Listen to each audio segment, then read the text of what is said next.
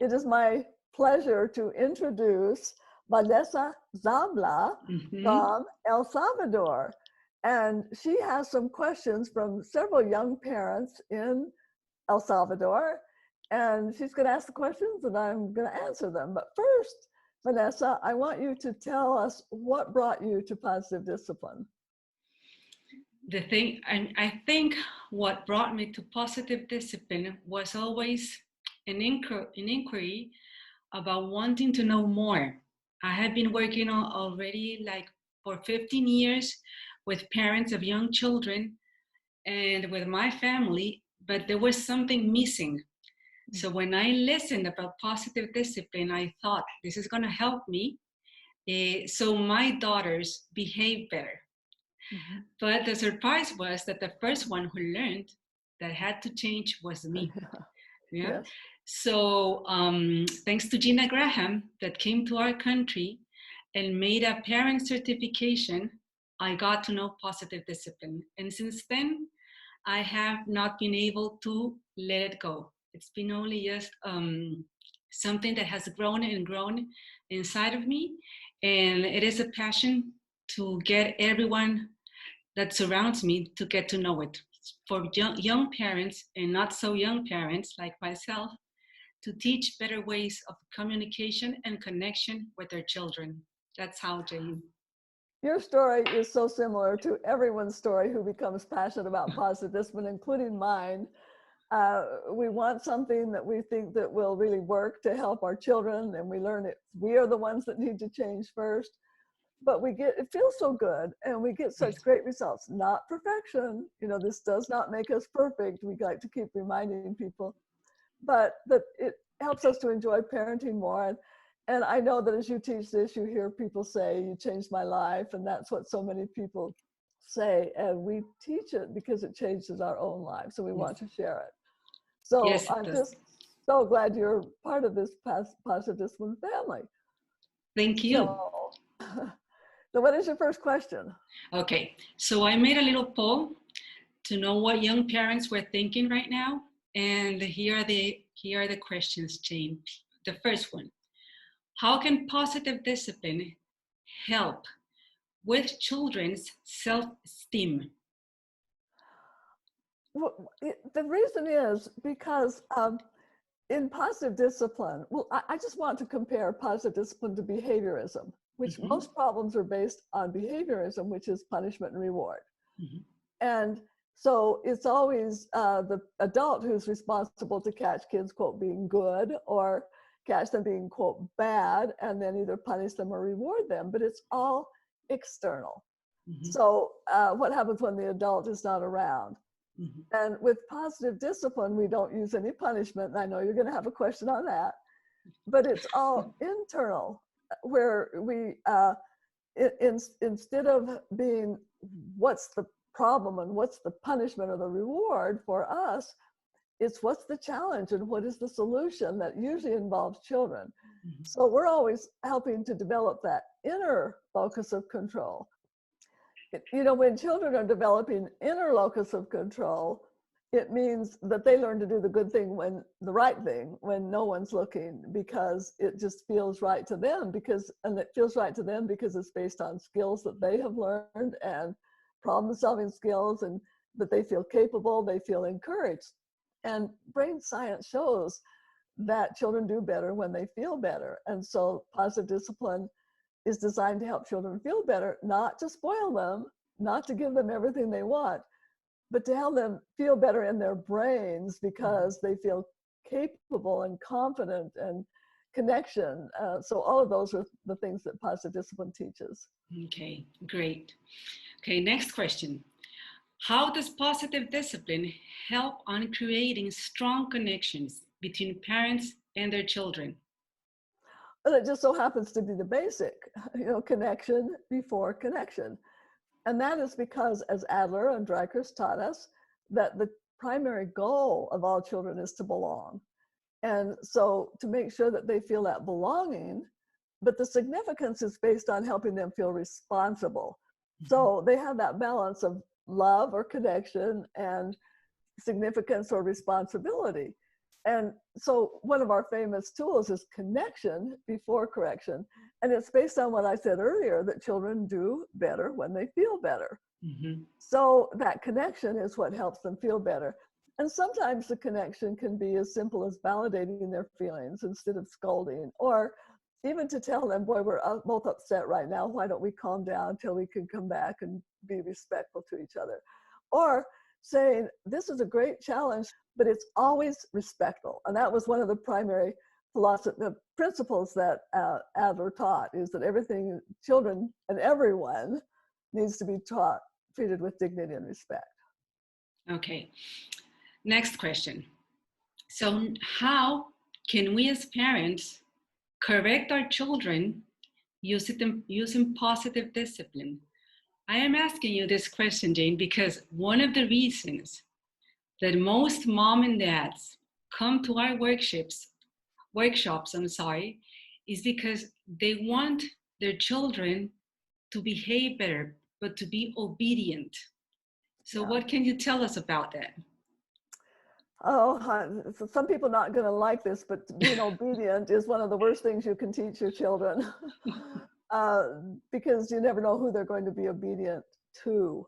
Mm-hmm. What we want to teach them is to be self-confident and to be contributing members of society. Because that was another principle that Dreikus and Adler taught us, is Gemeinschaftsgefühl, which in German means social feelings, social contribution, the desire to give. And obedience is not, it's usually doing the right thing when somebody else is looking and you are going to avoid punishment or get praise.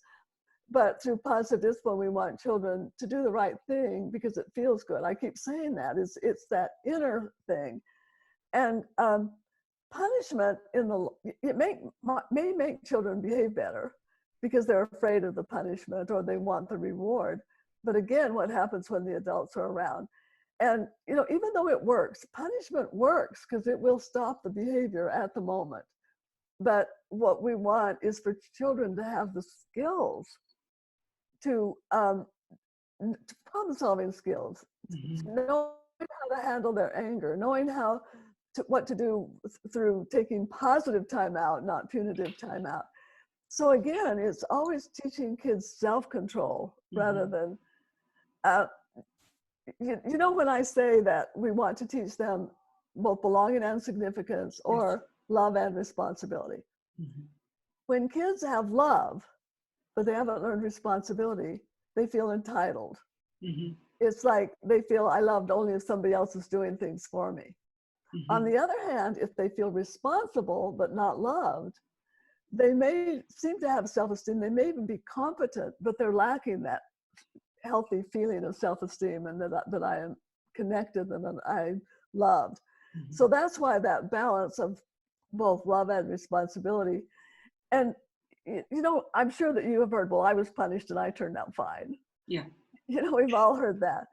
And we know our parents punished us because they loved us, both of us, most of the time. In fact, I ask people, I say, well, do you enjoy punishing your children?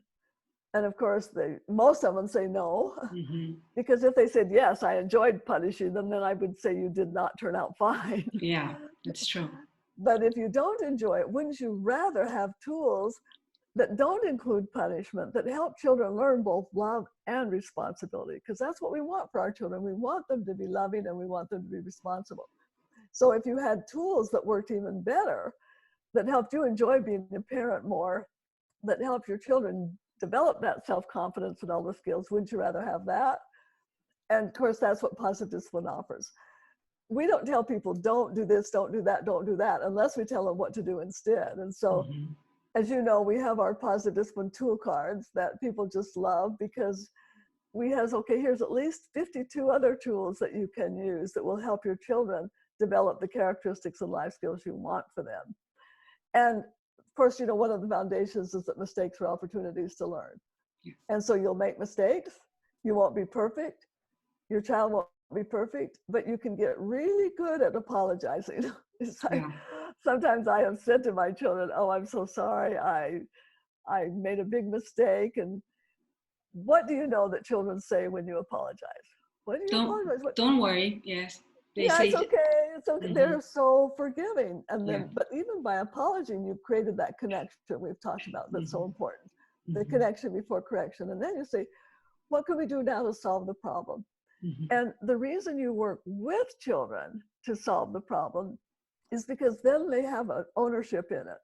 They feel respected. They feel empowered. They feel important. And so it's more easier, or, well, it's not easier. It's more, what's the word? Inspiring. They feel more inspired to do what they have helped to create.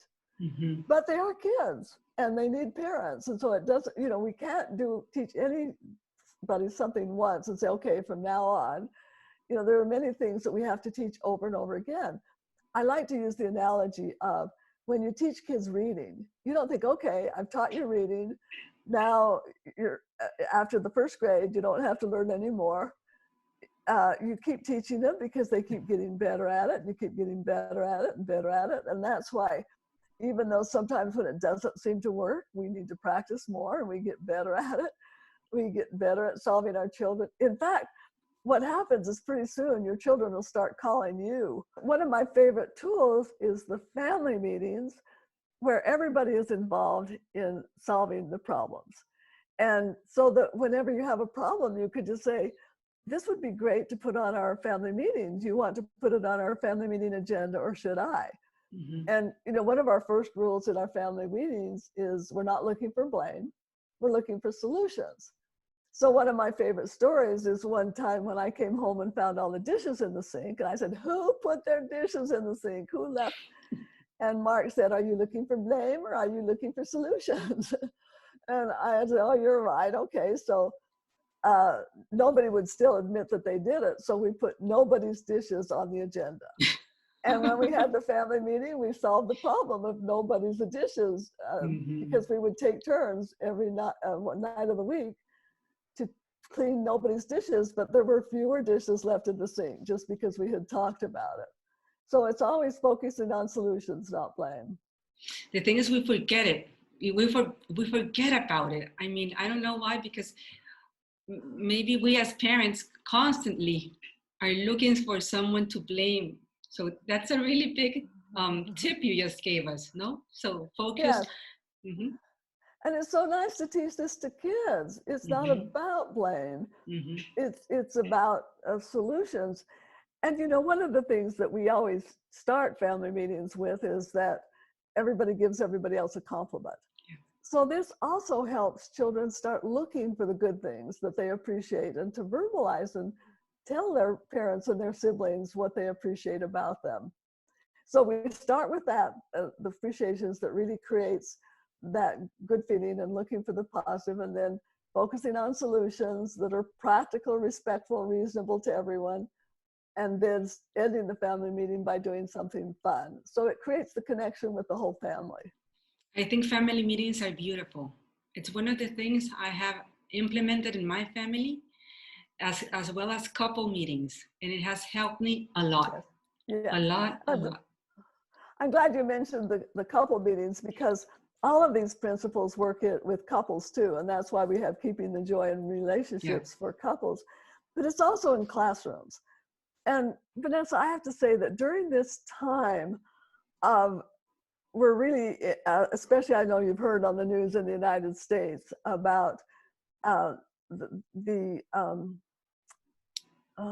would we call it? The riots. That we're really, you know, one of the things that Adler taught is that everyone is deserving of dignity and respect. Yes. And when there's any people in our community that we don't treat with respect, eventually there will be an uprising. And so it is so important that we teach children from this very young age to focus on solutions and also to make the connection. And this is one of the reasons why I love class meetings. And I have always said class meetings should take place every day, not just once a week. Class meetings are every bit as important, if not more important, than reading, writing, arithmetic, because it starts with every child feeling a connection because they go around the room and give compliments. And if somebody didn't get a compliment, we learn them it's okay to ask for one. Mm-hmm. And we teach them that sometimes everybody look to your left because tomorrow that's the person you're going to compliment. So they really learn to start looking for the good things. And whenever there's a problem, they put it on the agenda. And then the whole class comes up with solutions that that person can choose. So it just creates this community and everyone feels part of it. Mm-hmm. It's like we just, part of the, it's not allowed to give put downs. It's not allowed to be disrespectful.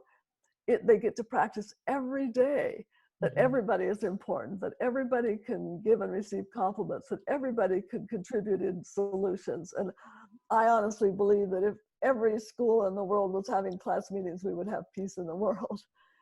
And the same for family meetings and couple meetings. If we were all doing these where we focus on what we appreciate and what we can solve problems, we would have peace in the world. Mm-hmm. Mm-hmm. Jane, I know you answered me a little bit about punishment, but I want to go a little bit deeper with this question because I live in a society where physical punishment is seen as normal and necessary among young children. Can you explain why punishment is not recommended and what we as parents can do instead of punishment?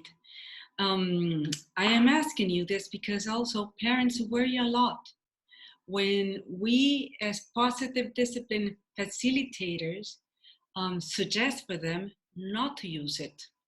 What opinion would you give to them? Well, what I love is that they should look at the brain research. Mm-hmm. There is so much brain research that shows that, it's not just brain research.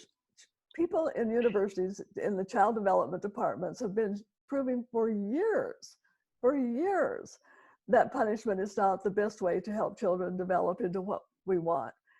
But all that research is buried in academic journals, and instead of being out for the public.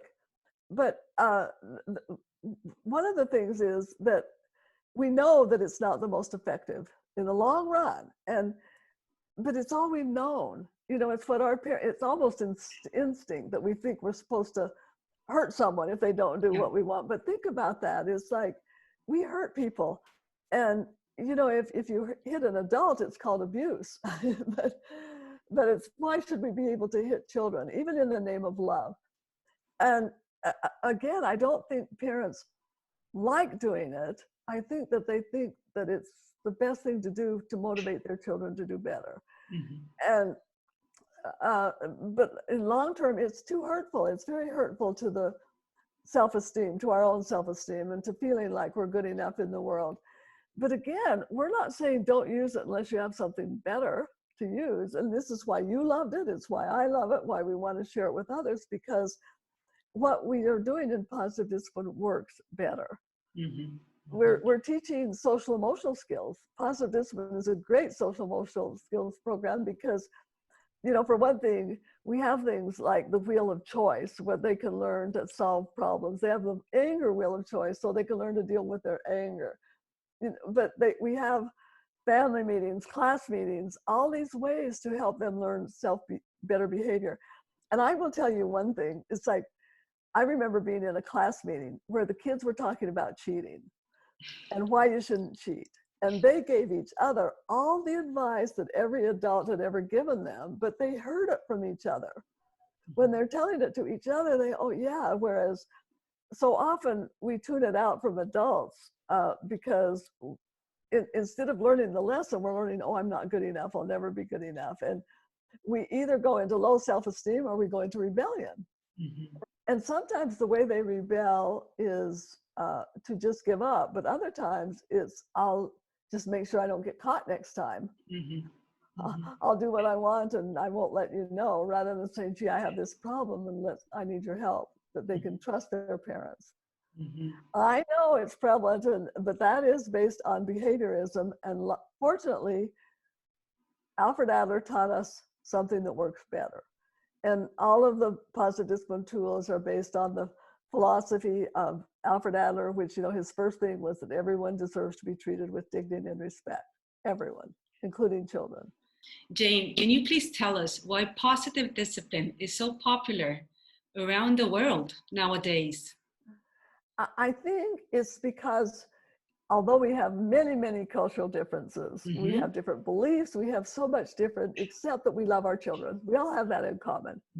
And also, you know, when we make our two lists of what do you want for your children, in every culture, the list is the same. We want them to be responsible, contributing, problem solving, kind, you know, all the lists are always the same.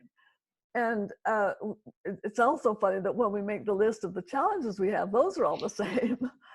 And so what we show is how these positive discipline tools help these parents who have created their own list of what they want, how they can accomplish to help their children develop the characteristics and life skills they want. And then we do it experientially, where they role play being the child, or they role play being the parent who tries these tools, and so they can feel for themselves from their own culture, from their own inner culture and outer, what works, what feels respectful, what motivates them to do better. And so instead of us just lecturing most of the time, we will present a concept and then we'll say, you experience it for yourself. And what, as a child, which makes you feel more like doing the right thing, and which makes you feel more like doing the challenges. And so that is why, and you know, it's positive discipline has parent educators and trainers in more than 70 countries exactly as of last week. And, wow. Because it meets our common interests of everybody wanting to be treated with dignity and respect, including our children. Jane, you know, that was a turning point for me on my certification when I got to play this dynamic called the jungle. I was the little daughter and my parents was above the chair. So when I came in front of one mom that just turned against me. She ignored me. And when she did that, I started crying. I mean, I had to be strong because I had to go again 2 more times, and there were 6 people. But when I stopped, I could not stop crying. I mean, because it hit me what I had done so many times with my girls. So that was my turning point. Yeah. Oh yes, when we get to experience that, I know that one parent who did that, the jungle, where we feel what it's like when kids are scolded and punished and hurt. And she said, I didn't know that children had feelings. Now, she didn't really mean that, but she meant the kind of deep, deep feelings that we experience when we really play the role of the child and experience what we do. And then, of course, when they experience the positive discipline tools that we use, they always feel better and they always feel more motivated to do the things we want for them, because we take them over to the list and say, okay, are you learning any of these after you've experienced a positive discipline tool? And they say, yes. I know. So this is something that has been proven. I personally have been teaching it for 35 years and find that so many people, the only reason it's become popular is because other people find that it works, not because I say so, but because they take it into their own heart and their own practice, and they find out how much more they enjoy being a parent. You know, one teacher said, kids aren't the way they used to be when they sat in little rows and obediently did what they were told. And she says, now I just don't like being a teacher.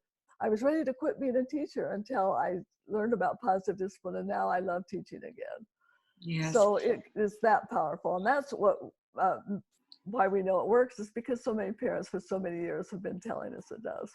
Okay, Jane. So the last question would be, what are we parents missing to make this connection? Because we love our children, and what are we missing so that we understand that we have to educate them with love? You know, I think that what we're missing is our own education, because we know that we need to get an education if we're going to be a brain surgeon or a bricklayer. If we're going to go bowling, we go tennis lessons, you know, we go to college to be a lawyer, to learn to be as there isn't anything in life that we don't know we need training for, whether it's a little bit of training or a lot of training, except for pain. Vanessa, can you think of the last time you punished your child? You don't have to tell anybody what you did. Just think about what you punished in your child and how you felt about it at the time when you punished your child. Yes, I can remember. Yes. Okay. So how did you feel about what you did? At the moment, I was very mad. Mm-hmm. Afterwards, when I realized it, I felt very bad with myself. Okay. What I have done. Mm-hmm. Right. So now, one of the things is we teach in positive discipline is about taking some time out to calm down until you feel better. Mm-hmm. So for just a minute, think of that same situation and think about, okay, now you have calmed down, you're not mad anymore. Mm-hmm. Then think about what you would do instead of punish. Mm-hmm. And how would you feel about what you did when you had calmed down? Very happy. Okay. All right. Happy and a loving mother. Mm-hmm. Okay. But so now what I want you to do to go even deeper is I want you to put your hand on your heart. Mm-hmm. Mm-hmm. Access your heart. And what is the message you get from your heart when you think about that situation and what you would want to do? That I just need to love her. So was that any different, how you felt when you came from your heart? Totally different. Totally In different. what way? In what way? The truth is, I was just thinking on loving her. Mm-hmm. Not on correcting her, not on speaking with her about what was wrong, just on loving her and showing her my love, how much I love her. Right. And so which do you think would help her change her behavior more? When you punished her, even when you dealt with her when you were calm, or when you came from your heart? When it came from my heart, definitely. Yeah. Mm-hmm. Now, some people might call that spoiling the children or being permissive, and it's not. Mm-hmm. Because, you know, as we have said, where did we ever get the crazy idea that in order to get your children to do better, first you have to make them feel worse? Yeah. Mm-hmm. And see, that's what punishment is based on. If I make you feel bad, that's going to make you do better. Mm-hmm.